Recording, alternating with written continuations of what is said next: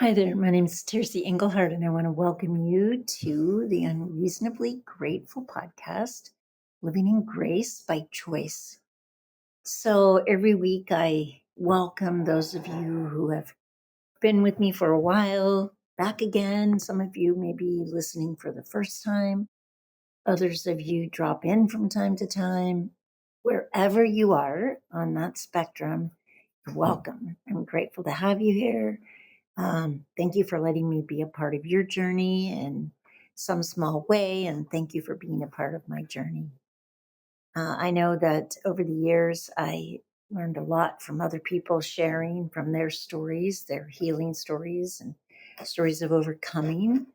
And it's my hope that through my, let's see, this is my 29th year of recovery from 20 years of living an addictive lifestyle, of dealing with an eating disorder while healing from a past of sexual abuse. And gosh, it's like I can still remember day one. There's something amazing about that first day of actually embracing and moving into a new life. And 29 years later, I'm just as grateful for every breath. And I was talking to somebody who's in recovery this last week, and we were talking about how if we look back at how we lived our lives when we were in the midst and the throes of the addiction, how if we lived one day like that now, it seems like it would kill us. And yet somehow we survived years and years of it. We were having that conversation because she's dealing with a child who's struggling with addiction, and none of us know what it's going to take. None of us know um when that moment comes and we begin to see something or embrace some new opportunity in our life. But I do believe that that moment will come for those people that we love and we care about and that are still currently struggling. Okay, so I don't have your answers. I just want to remind you that you do. However, lots of times, if we hear something and somebody else is sharing, it's like unlocking a door or opening a window. It gives us a glimpse into something new. And that glimpse opens up into a newfound freedom. And that's my hope for you.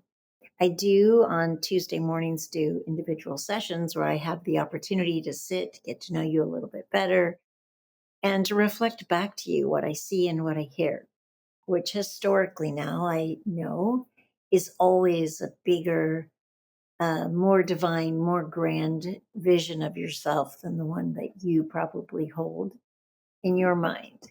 And it's an honor to do that as an elder in the community. And if it's something you're interested in, you can sign up at tercyengelhart.com under the heading Work Together.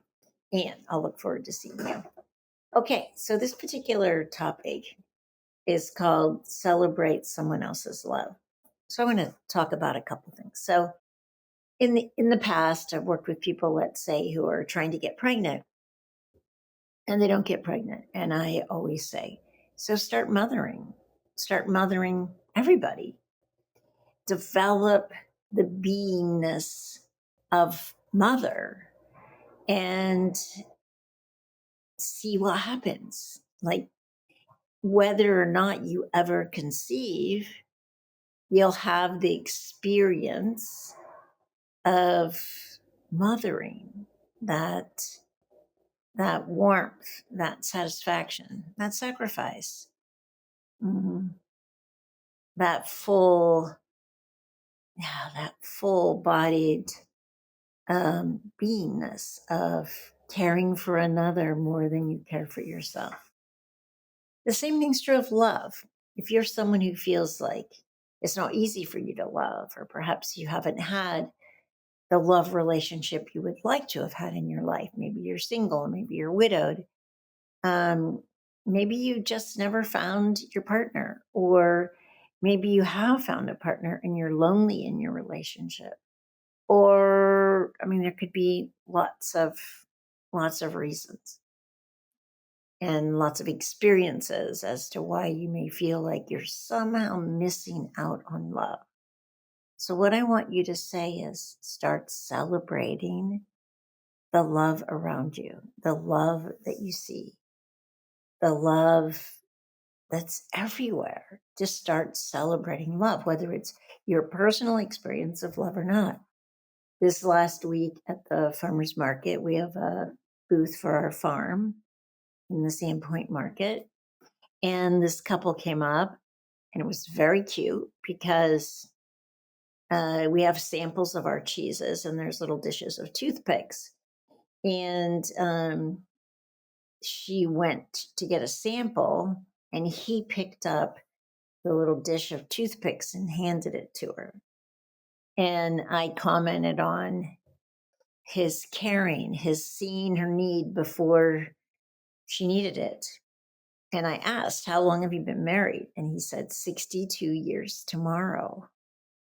And I took a moment to acknowledge and to celebrate that love. And I said, "You must have been married very young. Were you high school sweethearts?" And he said, We were 18. And again, I just took the time, even in the midst of running the booth at the market, to simply celebrate their love. And we can all do that. And what happens when you start celebrating or acknowledging the presence of love that's all around you, even if it's not your personal experience of love, as love seeps in, you experience more love. So that's what I want you to do this week. I want you to look for opportunities to celebrate someone else's love. Instead, perhaps, of finding yourself feeling envious or jealous or sad or, well, it's easy for them, but it's not for me, or somehow I missed out, or whatever your expression of that might look like. Rather than that, celebrate, acknowledge, appreciate, applaud, let yourself get present to the miracle, the miraculous experience of love that is everywhere, all around you. And see if you don't experience more love in your own life. Okay? And I'll be here next week, and I look forward to seeing you then.